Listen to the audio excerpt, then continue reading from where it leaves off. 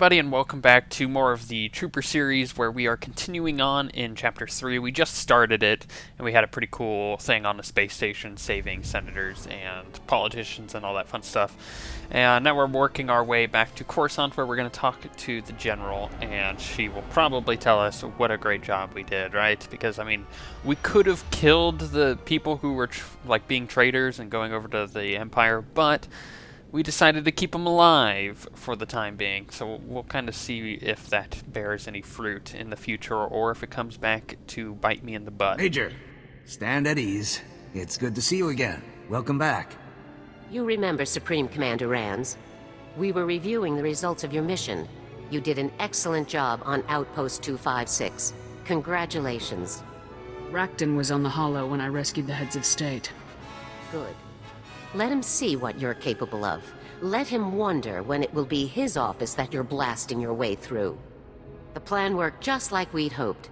When word of the rescue got out, our allies began immediate strikes against the Empire's forces. We've won a major victory, but the war is just beginning. Your squad will be playing a vital role in our campaign against Rakton. Havoc Squad is gonna win this war, General. No matter what. We're counting on it. Right now, we need every advantage we can get. Every available force must be put to work to counter the Empire's moves. Some of our top military units are bogged down on backwater planets instead of serving on the front lines where they belong. Havoc Squad is going to get our top forces where they need to be, starting with a group of elite pilots trapped on Belsavis. Understood? Can you give me any intel on Belsavis, General? We'll discuss the details once you've arrived in orbit. Our forces are still spread thin. Saving our allies has relieved some pressure, but to turn the tide, we need every advantage we can get. We will not accept defeat at the hands of the Empire. We will defeat them, utterly and completely. Time to find out what medal they hand out for winning a war.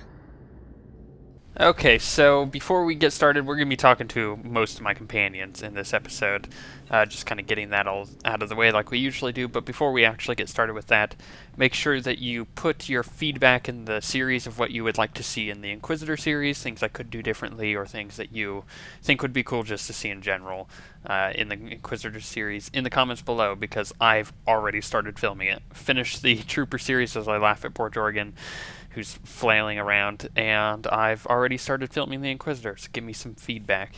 Good news, sir. Dorn's giving me a clean bill of health. I'm free to get back to work right away. Don't push yourself if you aren't feeling up to it. Are you kidding? I'm dying to get out there and stretch my legs. No need to worry about me, sir. Let's get to it. So he's dying to get back out there and stretch his legs, yet he's still laying on the table flailing. Jorgen, you're a silly little cat, I guess. Is he a cat? Is it technically a cat, or is it a feline? I don't know. Anyways, yes, give us feedback about this series, what you liked about it, and what you would like to see in the Inquisitor one, simply because we'd like to just always do things better. Every time we do them, we like to do them better, and the Inquisitor series is no exception. Sir, I have excellent news. I've secured permission for us to use Form 859RA for our after-action reports, instead of the older 859R. That's definitely really exciting, Alara. A 1/6 reduction in form completion time. This should result in a cumulative time savings of more than 90 minutes within 4 weeks. It should be quite pleasant. Wow, she really likes to come to me with incredibly useless information that not only goes right over my head, but that I just don't care about. We've been through quite a bit, haven't we, sir? Since I joined Havoc Squad, I've seen more combat and performed more medical treatments than in my entire career beforehand. I've learned a great deal. I'm glad you're getting some good experience here. First-hand experience is always the best. I couldn't be prouder to be a part of Havoc Squad. I'm serving the Republic and becoming a better soldier and medic every day. And I have you to thank for it all. Most officers would never have given me this chance, but you did. Thank you. I didn't want Havoc to be all men. The skills are a nice bonus, though. Very funny. Enough talk. Let's put some of this experience to work, shall we? It's true. I didn't want my entire squad to be all men, which is why I chose a bug, a really ugly guy, a cat, and a robot, and then one woman. That's just how we roll. Sir, there is a very important matter that requires your immediate attention. Kazi Brandy, aged 30 years. One of the few personal effects I brought with me when I defected. I waged a veritable war to have it returned once my legal status was established. It's all but impossible to find in Republic space. I want you to have it. I never took you for much of a drinker, Alara. I'm no great cantina patron, perhaps, but I can enjoy a fine spirit over dinner or some light reading just as much as the next person. You've been a fine commander and a very good friend to me. A token of appreciation seemed quite overdue. Don't hesitate to share if you should decide to open it. Maybe we'll bust that thing out when we defeat the Empire. But who knows, maybe there'll actually be a mission later on where we get to do that with her, maybe Jaxo. Sir, I was wondering if you've received any messages from Captain Kaylor recently. I've not heard anything since the situation with Raidu. I'm a bit concerned, to be honest. The less we hear from Kaylor, the better. It's been nice to take my mind off his accusations, but I doubt he's given up yet. I attempted to contact him for my standard activity report, but I was told that he's out of the office on an important assignment. I can't help but wonder if I'm a part of that assignment. I don't look forward to finding out. Whatever Kaylor does, we'll deal with it. We have enough to deal with as it is. I shouldn't be thinking about problems that may not exist. Sorry to trouble you, sir. Let's just get back to work. This brings up a good point. Kaylor has been missing, and he hasn't really bothered us very much, which has me quite worried, if I'm honest. Sir, I was just going over a research article I've been writing for the Armed Forces Medical Science Journal. I'm a bit nervous about it, actually. I've never had an article published in the journal. It's quite prestigious. What exactly did you write about? A simplified step-by-step process for rapidly assessing wounds and treatment options in combat situations. Just something I've developed during our various operations. I may not hear back for some time. There's quite a bit of writing in the medical field at the moment. One of the side effects of wartime. I'll just have to wait and see. You know what? It's really cool that she has, like, dreams and aspirations and that those come through when I get to talk to her. Because otherwise she would just be a pretty flat character. Sir, I'm afraid I need to request a brief leave of absence. It's Kaylor. He's attempting to exploit a loophole in Investigative Appeals Process subsection 4 in order to reopen his inquiry without new cause. I think it's time to introduce that scumbag to the roomier end of an airlock. That won't be necessary. I'm not going to give Kaylor the time to carry his supposed investigation any further. I'm going to Coruscant. I have every message, every report, every call recorded. It's time to demonstrate to Kaylor's superiors exactly what his supposed service to the Republic has accomplished. I'll come with you. With my word backing you up, you can't fail. You're very kind to offer, sir, but I need to handle this myself. Bringing a war hero along would seem like a diversionary tactic. I'll return as quickly as possible.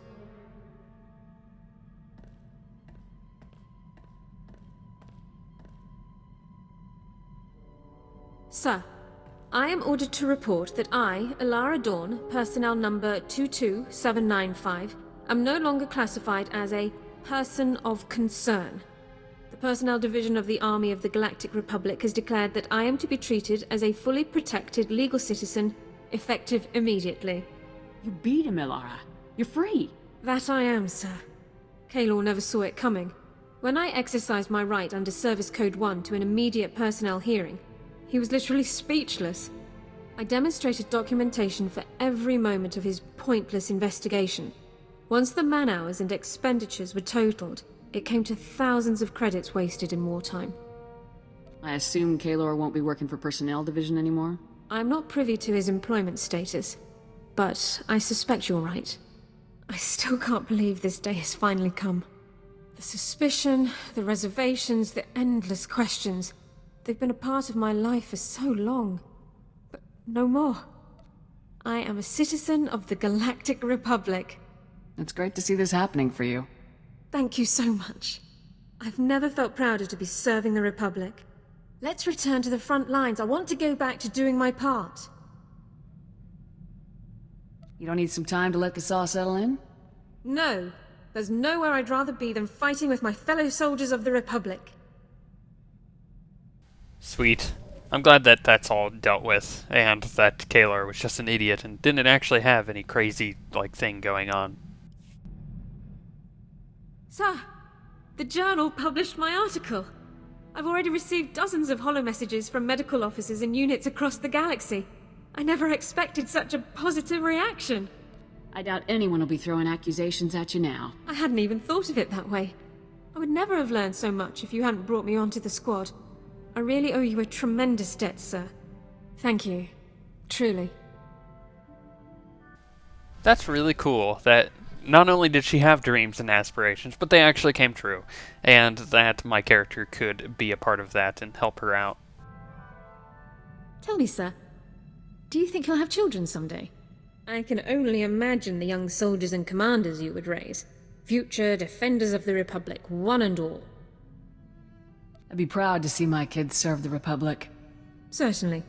I could even tutor them for you. Medicine, biology, Republic and military legal terminology. What if they don't become soldiers or doctors or lawyers? Well, whatever they choose to do in life, I'll be glad to do whatever I can to help them. Anyway, we have plenty of work to do in the here and now. Let's get to it. Now, what Lara doesn't know is that my character has already had a child, and what my character doesn't know yet is that my Imperial agent, is her daughter. So, I don't think she realizes that she won't work for the Republic.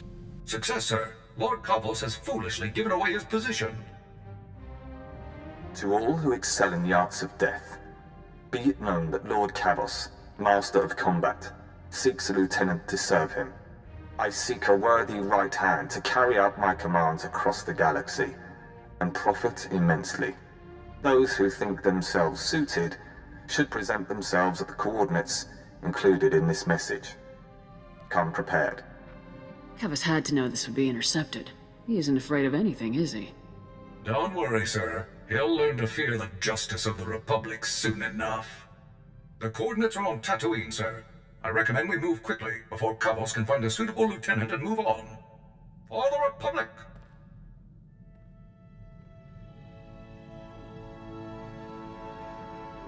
Target neutralized, sir. Lord Kavos will threaten the innocent people of the galaxy no longer. As expected, his overconfidence made his defeat all but certain. I simply took my place among the scum, hoping to gain his favor, and struck at the first opportunity. But that got you a lot closer than you would have otherwise. Precisely, sir. Lord Kavos decided that a fight to the death would determine his champion. Every man for himself. Once the fighting began, I closed in. I started by grabbing a Nikto thug who was making liberal use of a flamethrower. With pinpoint accuracy, I hurled him toward Kavos, whose robes were instantly ignited. I wish I could have seen the look on Kavos' face. I would estimate that he was surprised, sir. Although Kavos was thoroughly distracted, I remained cautious and did not engage him directly. Instead, I targeted a nearby Mandalorian using a jetpack. As soon as his velocity and flight vector were pointed correctly, I opened fire with my cannons, sending him barreling into Kavos and the Nikto. The explosion did the rest. It sounds like you carried out your mission with exceptional skill. Thank you very much, sir. This was a critical victory. Our comrades are sure to take heart when they hear that a monster like Kavos has been laid low. I'll begin searching for a new target at once.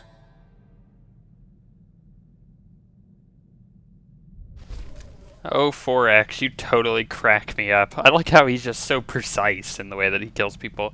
And then he tells these really extravagant stories that are just hilarious to me.